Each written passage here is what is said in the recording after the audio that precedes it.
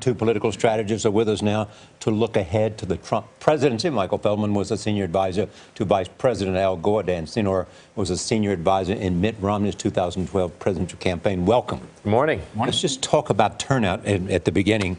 You had suggested earlier that there's really not that much correlation between somebody can speak at giant rallies. Yeah. It's really about a ground game. Yeah. Does this suggest something different? Yeah. I mean, what I'm most surprised about with regard to turnout, people are talking about the sort of white working class revolt, particularly throughout the Midwest, which I think is not inconsequential.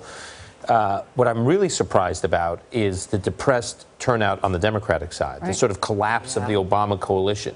We just assume, I mean, Donald Trump won this election.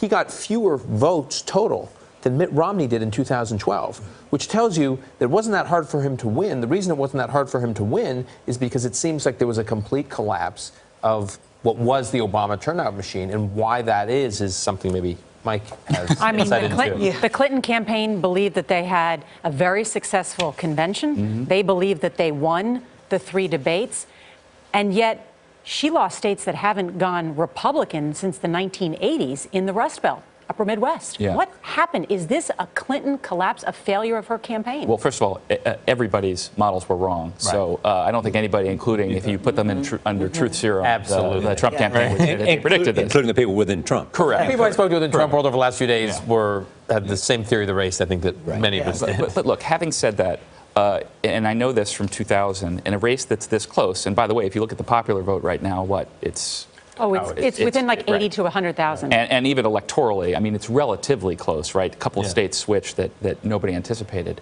So you can point to any one thing and say that is the reason why the election flipped and why it could have gone the other way.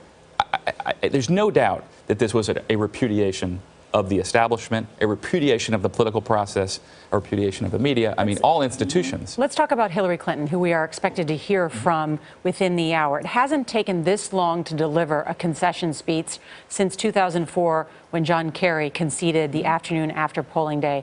I'm getting messages this morning that there were a number of people at the Javits Center that were upset that she did not come forward and address them when so many people had waited through the night to hear from her. What can she say today, and was that a mistake last night? I think it will be second-guessed, but the reality is everything is, and in a week we won't be talking about it anymore. Like tomorrow we won't be talking about it. I mean, the scheme of things, it doesn't matter. I mean, look, I think there were some hard facts last night. All the data wasn't in. They didn't have their vote in. I think there was actually an issue relative to keeping the Javits Center open and keeping everybody there, which made them make a decision maybe to move faster than they would have otherwise. But, you know, we're going to hear from her shortly, and that will be her statement.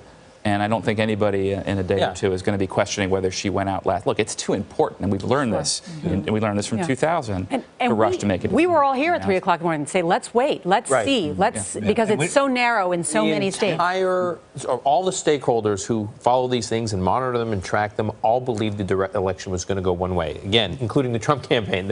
Everyone who was involved had a theory as to where this would go. It went another way. It's not surprising that the Clinton campaign was saying, let's just wait and see if everybody was actually wrong. Dan Senor and Michael Feldman, great to have you.